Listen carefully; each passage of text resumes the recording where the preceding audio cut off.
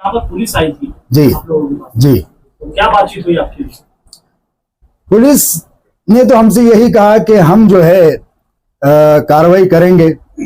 कहा कि आप आइए मुलाकात कीजिए। तो हमने पुलिस से यही कहा कि भाई औरंगाबाद शहर में एफआईआर की कोशिश की गई, लेकिन एफआईआर उस पर दर्ज नहीं की जा रही है। अलग अलग जिलों से एफआईआर उस पर दर्ज की गई, लेकिन शहर औरंगाबाद में सिर्फ निवेदन पुलिस ले रही है, एफआईआर वगैरह पुलिस नहीं ले रही है।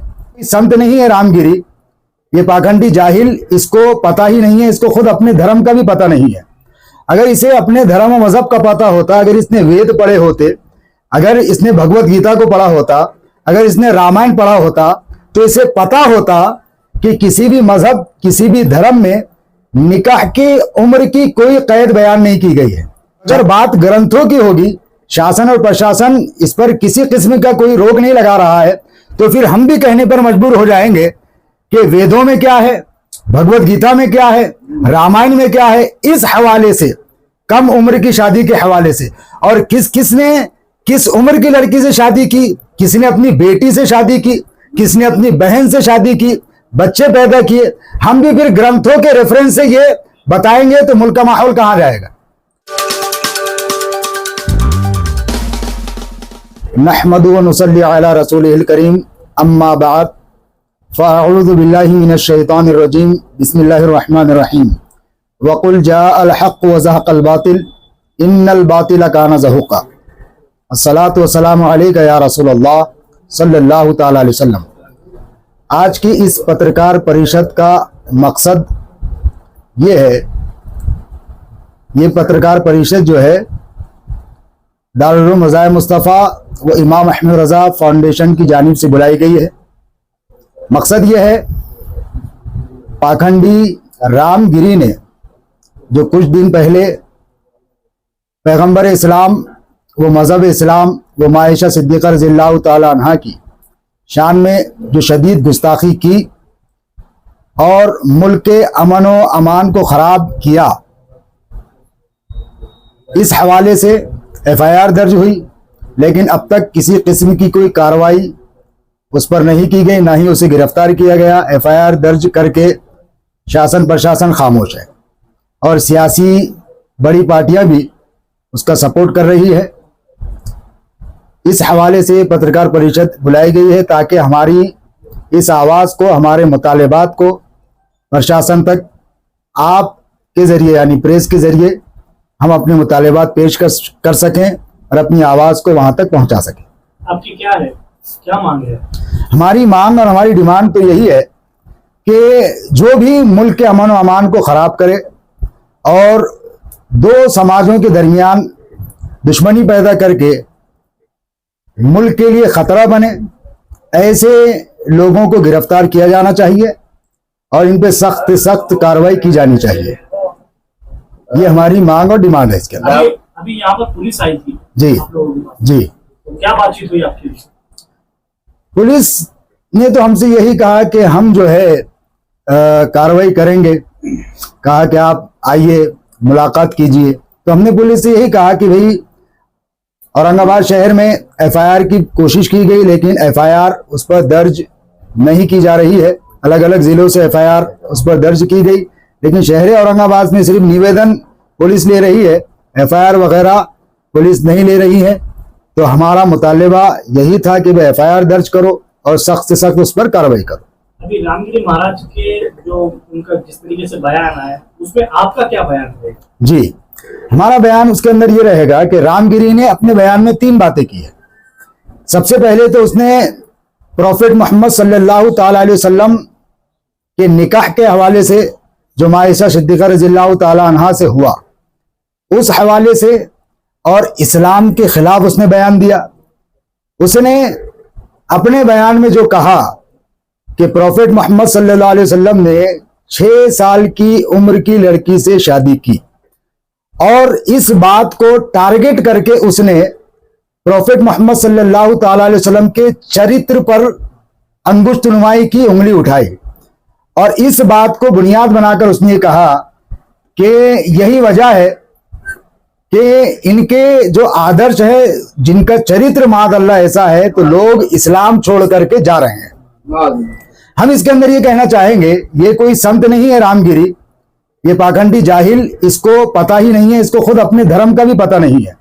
अगर इसे अपने धर्म और मजहब का पता होता, अगर इसने वेद पढ़े होते, अगर इसने भगवत गीता को पढ़ा होता, अगर इसने रामायण पढ़ा होता, तो इसे पता होता कि किसी भी मजहब, किसी भी धर्म में निकाह की उम्र की कोई कैद बयान नहीं की गई है। चाहे वो ईसाइयत हो, ईसाई धर्म हो, यहूदी धर्म हो, सनातन हो, या दुनिया के जितने भी धर्म हैं, किसी भी धर्म में शादी की, निकाह की कोई उम्र नहीं बताई गई है। और उसने जो लोगों को यहाँ पर ये बताने की कोशिश की कि देखो इस्लाम के प्रॉफिट जो है 6 साल की लड़की से शादी कर रहे हैं, तो हम भी ये बताना चाहते हैं कि अगर हम कहें, जैसा उसने, जब उससे अभी एक रिपोर्टर ने, लोकमत टाइम्स के एक रिपोर्टर ने उससे सवाल किया कि आपने प्रॉफिट मोहम्मद सल्लल्लाहु अलैहि वसल्लम के बारे में ऐसा क्यों कहा, तो उसने कहा कि मुझे ये गलत लगा। उसने कहा कि मुझे ये गलत लगा, इसलिए मैंने ये बात पेश की, और इनके ग्रंथों में ये लिखा हुआ है।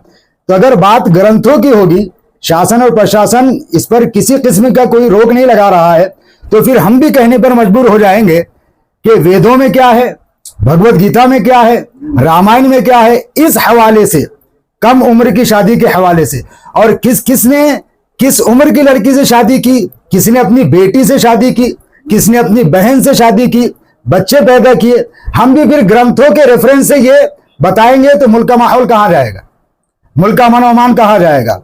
बहुत सी चीजें होती है जो किसी धर्म में होती है, वो दूसरे धर्म के आदमी को वो पसंद नहीं होती है, तो इसका मतलब ये नहीं है कि उस धर्म के खिलाफ आप जो है उंगली उठाएं और मुल्क के अमन और अमान को खराब करने की कोशिश करें। यही हरकत इसने की है।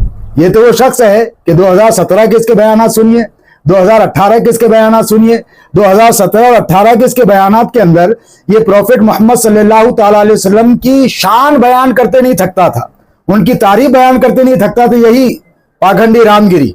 लेकिन आज ये प्रॉफिट मोहम्मद सल्लल्लाहु अलैहि वसल्लम के खिलाफ हुकूमत के दबाव में और इलेक्शन के करीब के पीरियड में इसका ये करना और हुकूमत का इसको सपोर्ट देना, ये इस बात को दर्शा रहा है कि मरकजी हुकूमत ये चाहती है, इख्तिदार पर बैठे हुए लोग ये चाहते हैं कि हिंदू मुस्लिम फसादात करवाए जाए, मुल्क के अमन और अमान को जो है खराब किया जाए और इलेक्शन में इसको मुद्दा बनाया जाए। आपका नाम बताइए। मेरा नाम सैयद बाबर अली कादरी रजवी, सदर इमाम अहमद रजा फाउंडेशन। साथ में कौन जी, मेरे साथ जो है हाफिज जुल्करनैन साहब हैं, मोहम्मद गुलखान रजवी साहब हैं, मौलवी जावेद साहब हैं और अब्दुल कुद्दूस है। एक बात मैं इसके अंदर और कह देना चाहूंगा, आप जो है इस बात को खास तौर से कोड करें इस बात को। आज जो है 1 हफ्ता से ज्यादा हो चुका है, तकरीबन करीब 1 हफ्ता हो चुका है, अभी तक जो है इस पाखंडी पर किसी किस्म की भी कार्रवाई नहीं की, बल्कि इसके बरखिलाफ अगर किसी मौलाना की जुबान से अगर कोई ऐसा जुमला निकल जाता है तो उन पर फौरन कार्रवाई की जाती है। जैसे कि हाल ही में मैं मिसाल पेश करूंगा पिछले साल की, मौलाना मुफ्ती सलमान अजहरी साहब ने, उन्होंने किसी मजहब के खिलाफ बयान नहीं दिया था, उन्होंने मुल्क के अमन और अमान के खिलाफ बयान नहीं दिया था, किसी धार्मिक गुरु पर उन्होंने कोई टिप्पणी नहीं की थी, उन्होंने सिर्फ एक शेर कहा था।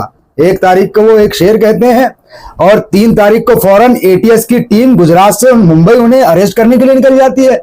पूरा शासन प्रशासन जो है इसमें लग जाता है कि सलमान अजहरी को किस तरीके से गिरफ्तार किया जाए, हालांकि ना उनके ऐसे कोई अल्फाज उनके बयानात से साबित हैं कि उन्होंने मुल्क के खिलाफ या मुल्क के कानून के खिलाफ या किसी धर्म के खिलाफ उन्होंने कहा हो। लेकिन आज 6 महीने से ज्यादा का अरसा गुजर गया है, ना ही कोई सुनवाई है और ना ही उनकी जमानत की जाती है, बल्कि उन्हें अरेस्ट किया जाता है। हम ये समझते हैं कि मुसलमानों के साथ सरासर नाइंसाफी, जुल्म और ज्यादती है कि हम आह भी लेते हैं तो हो जाते हैं बदनाम, वो कत्ल भी करते हैं तो चर्चा नहीं होता।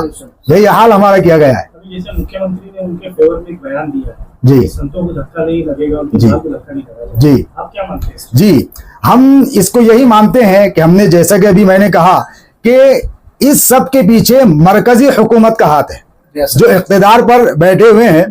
ठीक है, ये जितने भी हैं मिंदे, जितने भी हैं, ये एकनाथ मिंदे हो या जो भी हो, इन सब की पॉलिसी यही है वोट डालो और हुकूमत करो। ये अंग्रेजी की पॉलिसी पे अमल करते हैं कि हिंदू मुसलमानों के अंदर लड़ाई लड़ाओ और अपनी हुकूमत को आगे बढ़ाओ। हम तो ये समझते हैं कि ये इसी के दबाव से हो रहा है और इसी के एहमा पर, इसी के कहने पर ये हो रहा है, मुख्यमंत्री के कहने पर। और आगे ये भी कहते हैं कि उनकी सरकार संतों के आशीर्वाद से चल रही है।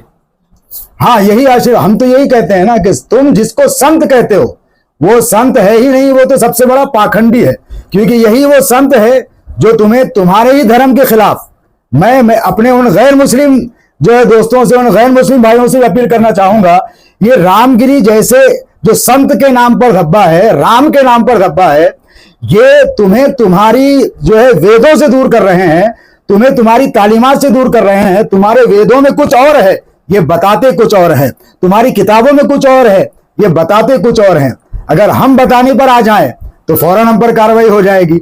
जैसा कि इसने कहा कि मैं ग्रंथ पढ़कर सुना रहा हूं, अगर मैं यही वेद पढ़कर सुनाऊं इस हवाले से 6 साल की बच्ची से, 4 साल की बच्ची से किसने शादी की थी, मैं अगर यहां पर बताने आ जाऊं कि जिस वक्त रामायण का मैं अगर हवाला देने लग जाऊं कि जिस वक्त जो है राम की शादी हुई उस वक्त में किसकी उम्र क्या थी, अगर मैं ये उम्रें बताने पर आ जाऊं तो ये कहेंगे देखो ये भड़काऊ भाषण दे रहा है, ये देखो गैर मुस्लिमों के खिलाफ बोल रहा है। बल्कि हमारे पास पूरे ग्रंथ है, हमने गीता पढ़ी है, हमने वेद पढ़े हैं, हमने इनके पुराण पढ़े हैं और हम ये सब जानते हैं। लेकिन हम मुसलमान कभी नहीं चाहते कि किसी के धार्मिक भावनाओं को ठेस पहुंचाए।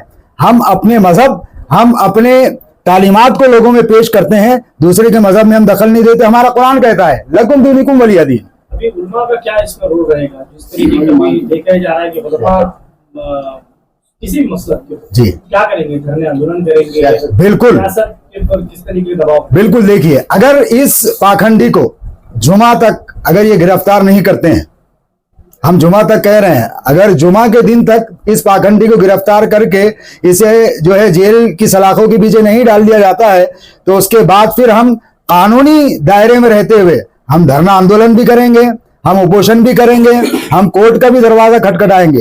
कानून के दायरे में जितनी चीजें आती हैं हम वो सब करेंगे और उस वक्त तक ये जारी रहेगा जब तक ये पाखंडी को गिरफ्तार नहीं किया जाता।